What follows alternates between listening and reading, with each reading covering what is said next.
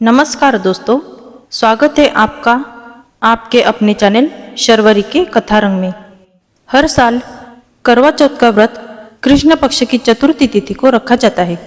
इस दिन सुहागिन महिलाएं पति की लंबी उम्र के लिए निर्जला व्रत रखती है। तो आइए जानते हैं करवा चौथ की तिथि, शुभ मुहूर्त और कथा। अखंड सौभाग्य की प्राप्ति के लिए हर साल कार्तिक मास की कृष्ण पक्ष की चतुर्थी तिथि को करवा चौथ का व्रत रखा जाता है। करवा चौथ के दिन महिलाएं 16 श्रृंगार करती है और पति की लंबी आयु के लिए निर्जला व्रत रखती है। इस साल करवा चौथ का व्रत 20 अक्टूबर 2024 रविवार के दिन रखा जाएगा। करवा चौथ का व्रत सुबह सूर्योदय से पहले रखा जाता है और रात में चंद्रमा की पूजा करने के बाद ही इस व्रत को तोड़ा जाता है। तो आइए जानते हैं करवा चौथ की पूजा विधि, शुभ मुहूर्त और इस दिन क्या करें और क्या नहीं।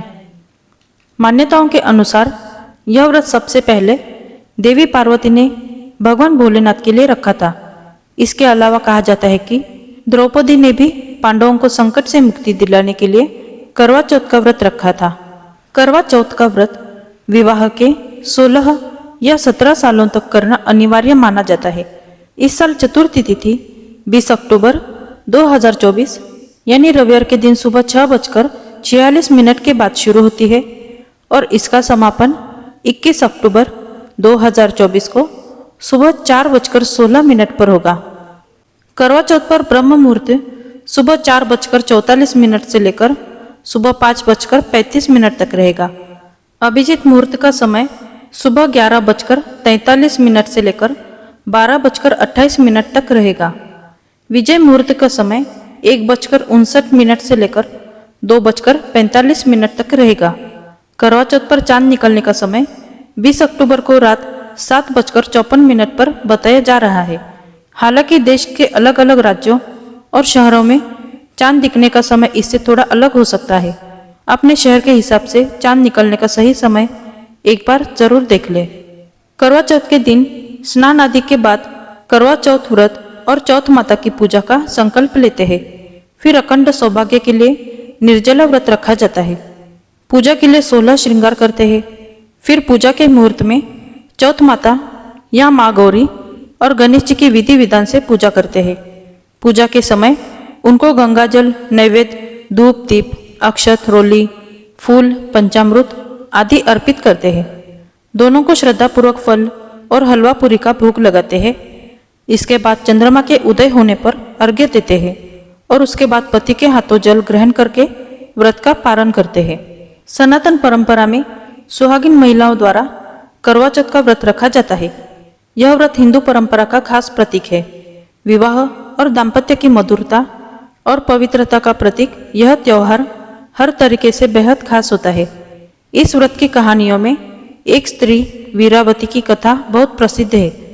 वीरावती एक सेठ की पुत्री है और उसके 7 भाई है। करवा चौथ के व्रत के दिन वह भूल से बिना चांद देखे भोजन कर लेती है। इससे उसके पति की मृत्यु हो जाती है। बाद में वह पश्चाताप और अनुष्ठान करती है जिससे उसका पति जीवित हो जाता है। करवा चौथ के तौर पर लगभग सभी ने यही कथा सुनी है। असल में यह सिर्फ व्रत का लाभ बताने वाली कथा है।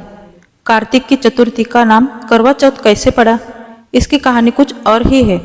असल में यह करवा नाम की एक दूसरी स्त्री की कहानी है जिसने सावित्री की ही तरह अपने पति के प्राण यमराज से बचा लिए थे। तब यमराज ने करवा के उसके पति के प्रति श्रद्धा देखकर वरदान दिया था कि इस विशेष दिन को तुम्हारे नाम के व्रत से जाना जाएगा और जो स्त्री ऐसा व्रत करेगी उसका अखंड सुहाग बना रहेगा। तब से ही करवा चौथ व्रत की परंपरा चल पड़ी है। आइए सुनते हैं करवा चौथ की असली कहानी। प्राचीन समय में करवा नाम की एक पतिव्रता स्त्री थी। वह अपने पति के साथ नदी किनारे के एक गांव में रहती थी। उसका पति वृद्ध था। एक दिन वह नदी में स्नान करने गया। नदी में नहाते समय एक मगर ने उसे पकड़ लिया। इस पर व्यक्ति करवा करवा चिल्लाकर अपनी पत्नी को सहायता के लिए पुकारने लगा। करवा पतिव्रता स्त्री थी। आवाज को सुनकर करवा भागकर अपने पति के पास पहुंची और दौड़कर कच्चे धागे से मगर को आन देकर बांध दिया। मगर को सूत के कच्चे धागे से बांधने के बाद करवा यमराज के पास पहुंची। वे उस समय चित्रगुप्त के खाते देख रहे थे। करवा ने 7 सींग ले उन्हें झाड़ना शुरू किया। यमराज के खाते आकाश में उड़ने लगे। यमराज घबरा गए और बोले, देवी तू क्या चाहती है? करवा ने कहा, हे प्रभु, एक मगर ने नदी के जल में मेरे पति का पैर पकड़ लिया है। उस मगर को आप अपनी शक्ति से अपने नरक लोक में ले आओ और मेरे पति को चिरायु करो।